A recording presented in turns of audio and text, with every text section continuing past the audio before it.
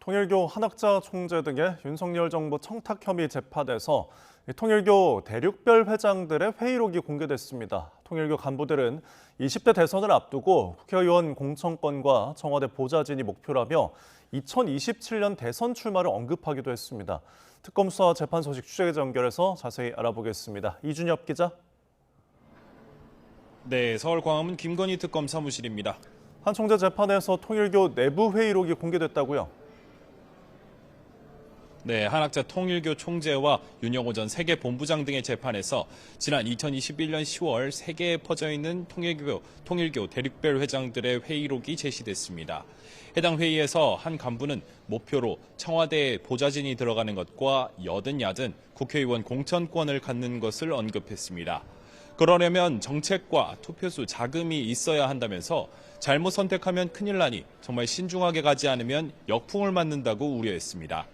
대선을 앞두고 결탁할 후보를 잘 골라야 한다는 취지로 풀이됩니다. 다른 간부는 한술 더 떠 2027년까지 이렇게 가면 대권에 도전도 가능하지 않겠느냐고 언급하기도 했습니다. 공천권에 대한 언급은 오전에도 있었다고요? 네, 오전 재판에 윤영호 전 세계본부장에게 국민의힘 권성동 의원을 소개한 거로 지목된 윤정로 전 세계일보 부회장이 증인으로 출석했습니다.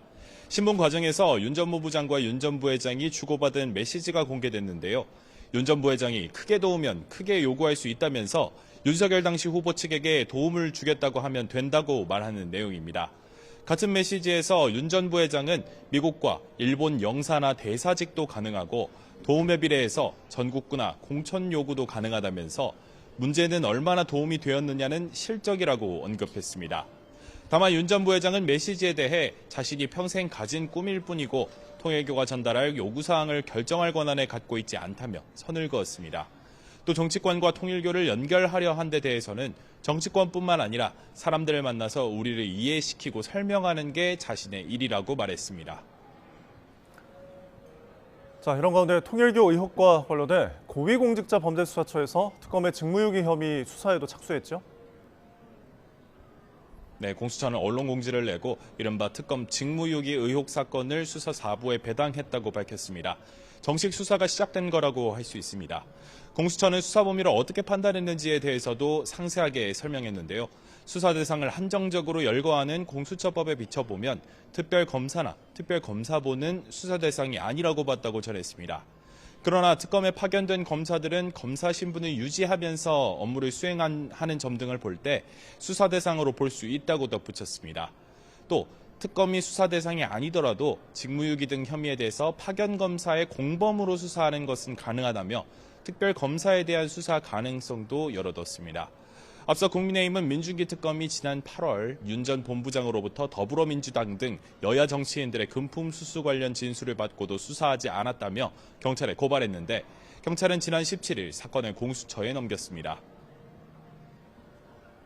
네, 한편 오늘 내란 특검이 기소한 재판도 열렸죠? 네, 윤석열 전 대통령의 체포방해 혐의 재판은 최상목 전 경제부총리 등 증인이 모두 불출석하면서 오전 중에 일찍 마무리됐습니다. 재판부는 오는 26일 증인들을 다시 불러서 신문하고 특검 구형과 피고인 측 최후 변론이나 진술 등이 이뤄지는 결심 공판을 진행할 방침입니다. 이어 다음 달 16일에 선고를 내릴 계획인데요. 윤 전 대통령은 이에 대해 애초 6개월 안에 선고하겠다는 예정이 없다가 일정이 느닷없이 결정된 건 불이타라고 반발했습니다. 불이타는 예상하지 못한 불의의 공격을 뜻하는 말입니다. 윤 전 대통령 변호인도 졸속 재판은 정의가 아니라면서 별도의 반발하는 입장문을 내는가 하면 재판에서도 거듭 일정 철회를 요청했습니다. 그러나 재판부는 특검법에 따라서 재판을 6개월 안에 끝내야 하고 윤 전 대통령 측이 다투려는 부분이 쟁점도 아니라며 일정을 그대로 유지하기로 했습니다. 지금까지 김건희 특검 사무실에서 YTN 이준엽입니다.